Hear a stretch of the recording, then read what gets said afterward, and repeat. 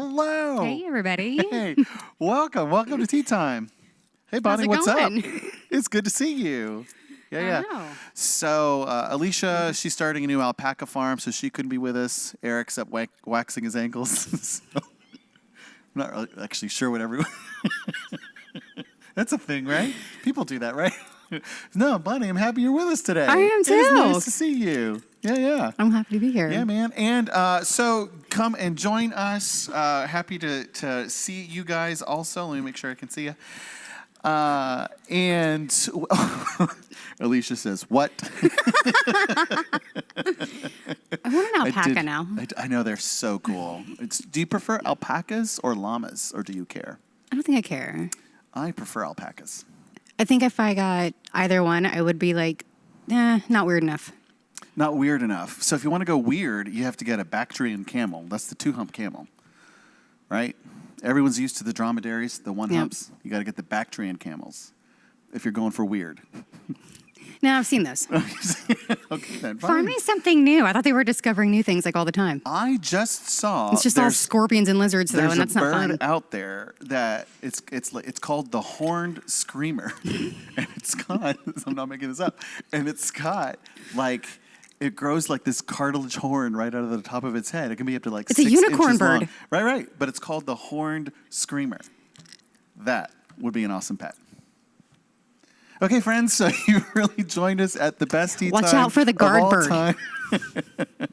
But yeah, we're here. It's the middle of the week. Let's get together to share a little time, breathe a little bit with what's going on in the world, what's going on in our hearts and our lives. This is the first week of school. That impacts a lot of our families. How are things going for you guys? It's so quiet at home. Is it? Yeah. I love it.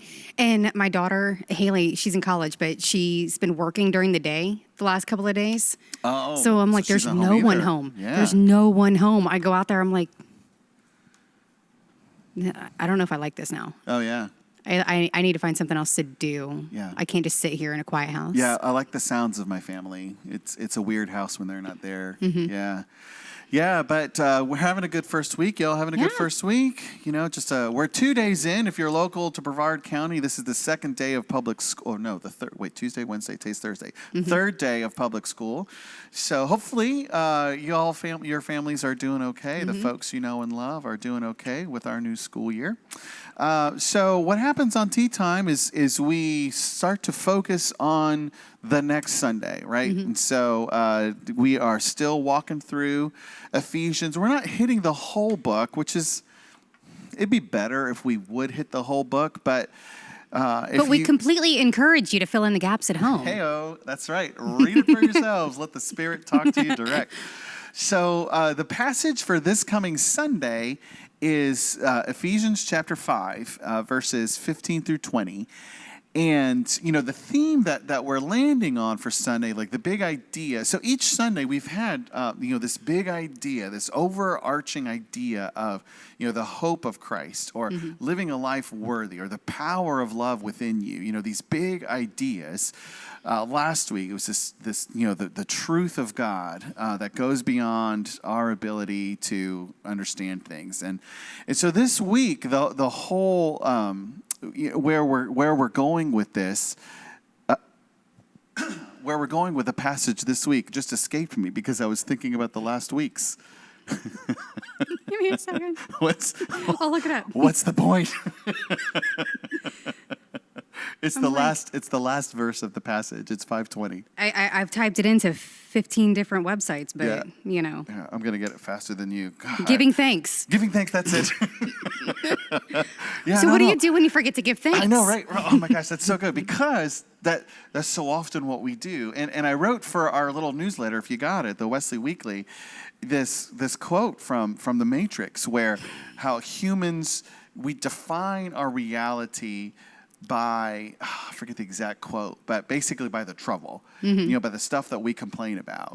We define our reality by that. And I had this question, well, what if we defined our reality by gratitude, by gratefulness? All of this is an undeserved gift. But the passage starts with these words, right? Before we get to the whole about being grateful, and it says be grateful like in all things. It says be careful to live your lives wisely, not foolishly, right? And to take advantage of every opportunity because these are evil times. And so I was thinking about that, like, all right, so this passage is moving toward be grateful in all things, but I'm curious about where it starts. Making the most of every opportunity, right? Really being careful of the time that you have. Be careful to live your life wisely. And so that's what I'd like for us to think about. Would love to hear what you would say. You know, what does that mean? What does that look like for you? What opportunities are we even talking about? You know, we're not talking about necessarily opportunities for a really good job. That's not what this passage. What are these opportunities? How do we live our lives wisely? And yeah, man, what does that really look like? So I wouldn't know yet. I'm still waiting to figure out how to live wisely. I'm living foolishly right now. I got my clown shoes on, but and I'm happy I'm wearing shoes. Yeah, that's good. Yeah. I mean, but what does it look like when you're living every single life, waking up to God and saying, oh, "Thank you so much," and then at the end of the day, despite it all, saying, "You know what? I can be thankful for this, and this." You know, I mean. It's a bummer when my house is quiet, but I know that my children aren't out there doing something. They're at school, you know, they're with their friends, they're doing their homework, they're signing up for even more classes because they don't like their first period teacher, so they're switching things around. They're taking charge of their life. And so I can actually enjoy the quiet. I can say, actually, God, thanks, because that gave me time to do 4 loads of laundry. That gave me time to spend actually in time in prayer where somebody's not coming in and knocking on the door. That gave me time to continue my own education and do my classes without somebody stopping me with a question about the Pythagorean theorem. A squared plus B squared equals C squared. I'm still waiting to use it, but public school education. Yeah, right. So that's you taking. So the options are quiet house. I'm going to binge watch my favorite shows. And maybe sometimes that's what you need to do, just unplug for a little bit, right? But the way you've been reading the situation and the opportunities are betterment for the self, like to really apply yourself to this educational journey I know you're on, as well as, man, that laundry, never ending. Got to do it. There's so much laundry in my house right now. It's like we've been folding for days. So it's not always like this massive opportunity, like the heavens open up, right? And the light comes down and the voice says, go talk to that woman or whatever. Like it could very well be the simple opportunities of, you know, I've got to take care of this. If we don't take care of the laundry, we don't have clothes. I mean that, right? It's a chore. But how can we hold on to that chore as an opportunity to live wisely and with gratitude? Right. Maybe part of living wisely is to be reflective on the day-to-day things that we do. Most of our days aren't epic days. No.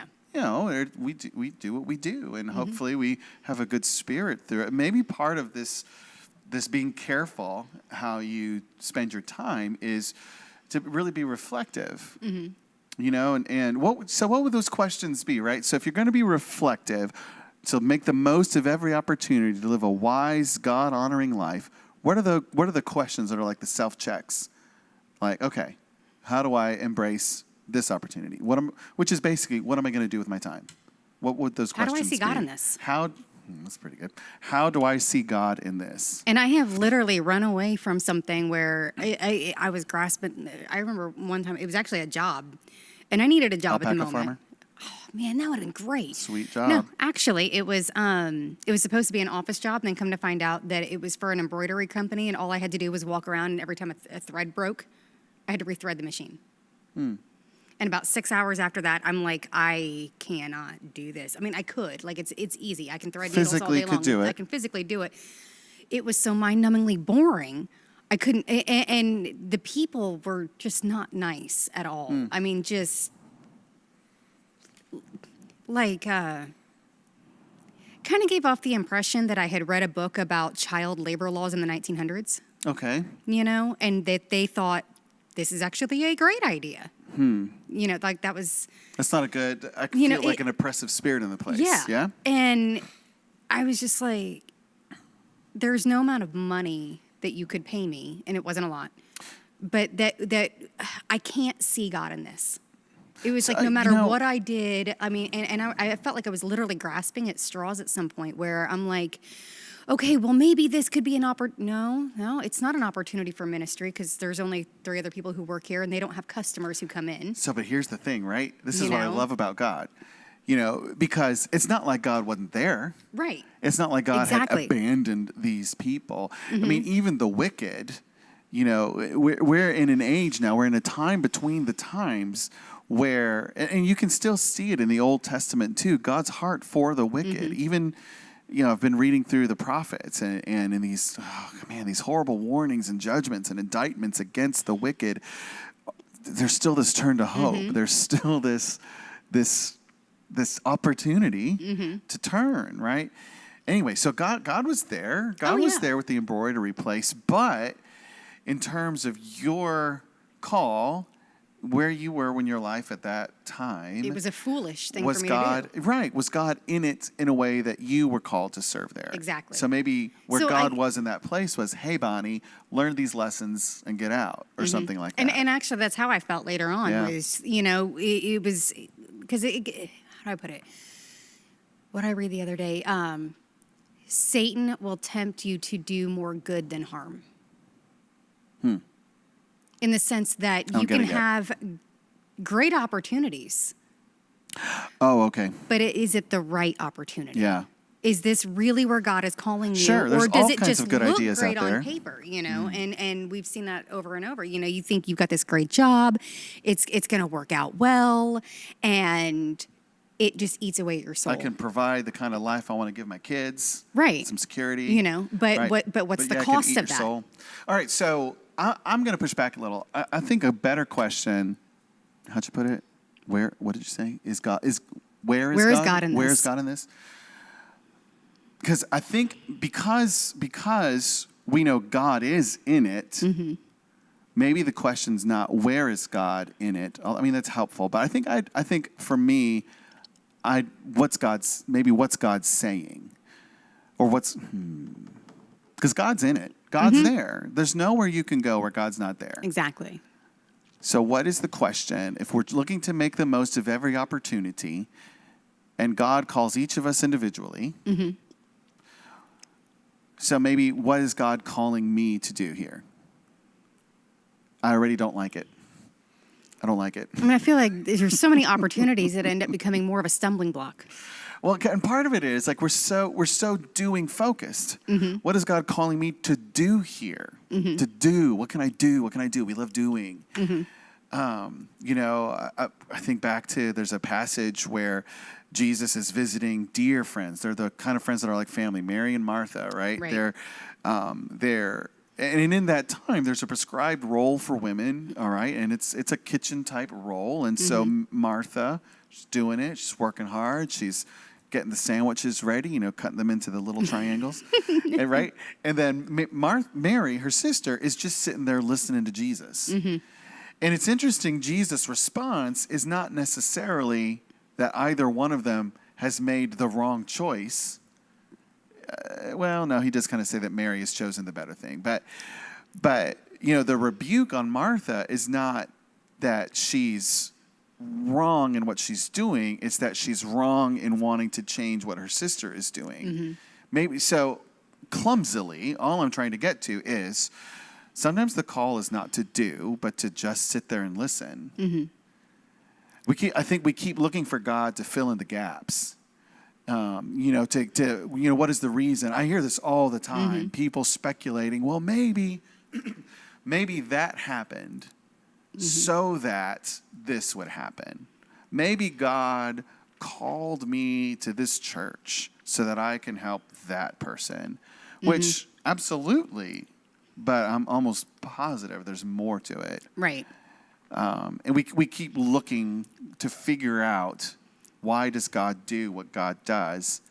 I don't know that there's ever anything in Scripture that says, hey, here's the path to wisdom. Try to figure out what God's doing.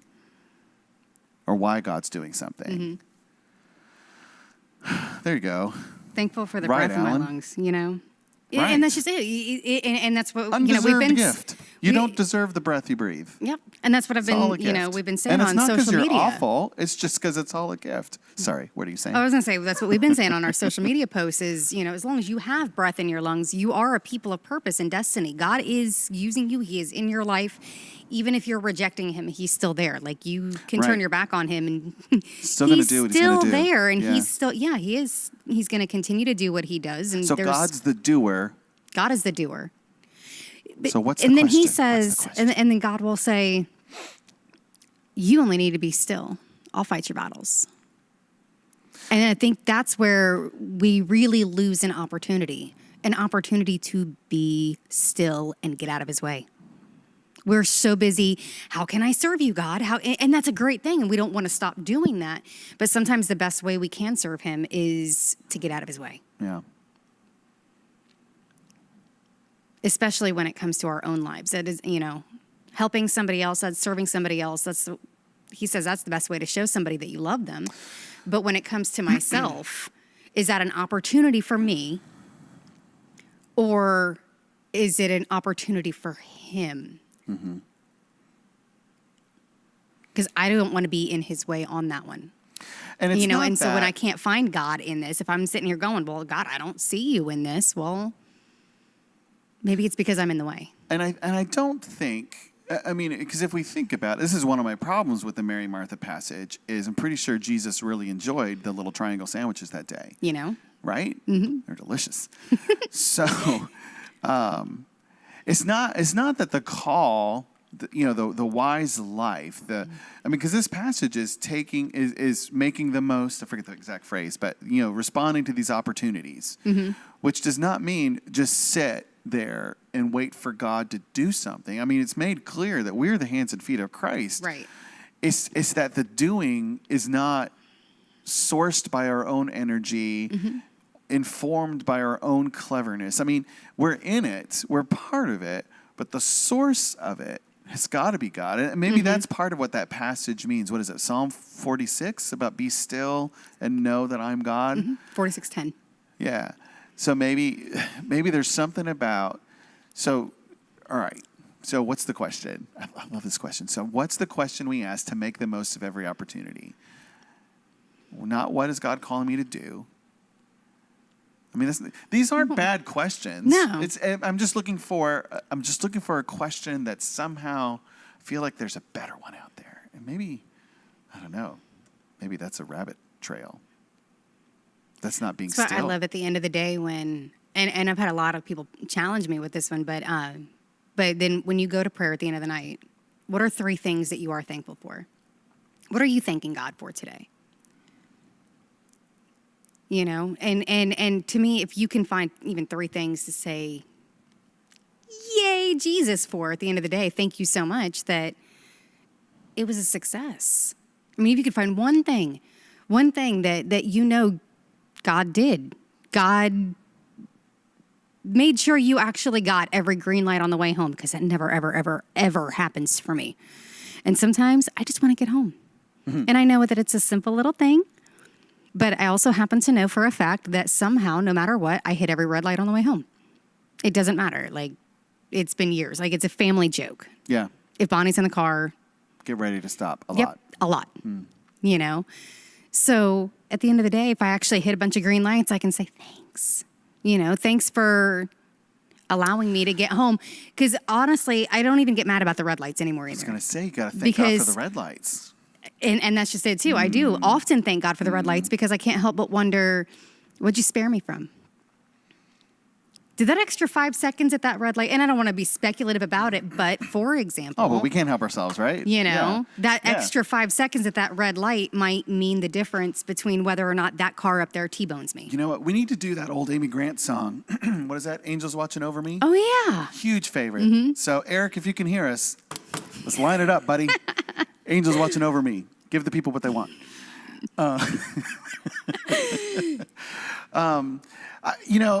And I think in all of this, and this is, what what I've been experiencing these, 15 minutes or so is such a human thing, like trying to figure out, what is it? I want to make the most of every opportunity. I want to be so faithful. God, what is the energy that I can apply? And the wise people that I know, it's not like they just sit around being wise. They're active. They're people, but they have this stillness within them. They have, and they can still be excitable. Like I'm a pretty excitable guy. I hope I always will be, but there's a stillness. And we can thank God for that. Yeah, right. There's a stillness that is somehow focused on, that deep knowledge that no matter what is going on, no matter what I've been able to sort out, no matter how I've been able to answer or even ask the questions, God is still God. And that's enough for me. That's enough. Yeah. And so maybe, and this is the thing too. I think the question about in the moment how to make the most of every opportunity is so person specific. How God has created and equipped and called each person, to be wise. And I think there is a connection in wisdom that leads to this undercurrent of gratitude, in all things. And maybe that's the quiet. Maybe the quiet is connected to that sense of gratitude, that ongoing, sure and certain knowledge that God is generous, and that He is generous. You don't have to go to excess either. Oh, thank God I have food. We're really lucky if you can open your refrigerator and you have food in there. It doesn't mean that you need to go and buy the entire aisle 7 at Walmart and shove it into your house just because you can, Right. I mean, there's limits in that, the fact that, my oldest is going to be 21 in a month. I have a 21-year-old. She's very excited to go out for her first beer. Oh, and I'm very excited to take her and buy her first beer. I personally don't really drink much. I can count on one hand how many times Not a big deal for you. No, I've drank once in 5 years. I just don't. And I don't have any problem with people who do. I already know that first day though is going to be all about the excess. Instead of thank God I made it to 21, and thank God I can finally have a beer. We already know that you're so grateful for this thing that you can finally have, that we will take it and go beyond with it. We tend to just grab onto it and go into excess. We do it with money. We do it with food. We even do it with worship. We put demands on many, not necessarily here, just speaking for the Western church in general, that we put these demands on our staff and on our ministers that you need to be even more so. And you need to look this way, and you need to act this way, and you need to talk this way, and this is how we're all going to get Jesus. And it goes beyond remembering that there are things you can be thankful for right now, and you don't need the excess. I've got the question. Okay. You just helped me get there. All right, try this on for size. You ready for this? This is the word. I should trademark this. This is so good. You ready? What would Jesus do? Huh? Whoa. Huh? Mind blown. Mind blown. Seriously, I was sitting here and I thought of it. I'm like, no, that's the worst. But you know what? It really is. It really is a good question. And what not would to Jesus dismiss do? it, as What something would big, Jesus but this do? is, it How boils do I all down follow to that. Jesus in this moment? Yep. Right? I am here representing Jesus Christ. And so what would Jesus do with this opportunity? And it's His opportunity that He's allowing me to even be part of. That's the biggest thing I have of all of that is, wow, really? You're going to let me help you? But you're God. Yeah, You're Jesus Christ. I get to now. Yeah. As you are right now. Like me? Yeah. Do you know me? So oh wait, you do. Do we really know anybody? But God. Oh man. So if you've been listening to us, and one thing I love about this is people check this out. I see our folks that are with us live right now. Thanks for being with us. But people watch this later, and I hope that whenever you see it, I said this last week. I'll probably say it every time. it's the right time. I just love how God does that. I mean, it's partly what we're talking about. Yeah. God is God. These opportunities come as God gives them. You know, and so I pray that this becomes a word of grace in your life. You know, that even you, even you as you are right now, with your questions, with your doubts, with your frustrations, whatever it is.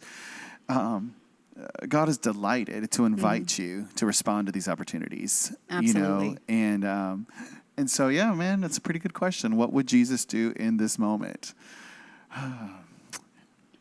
So, thanks for sticking around with us, Bonnie. Thanks for being here. Thanks for having Love me. talking to you. So this coming Sunday, this is what, you know, we're going to focus on gratitude, but you'll see this connection to wisdom. We'll actually talk about drinking. It's in the passage. So we'll see you at 9:30 in the morning online or on campus.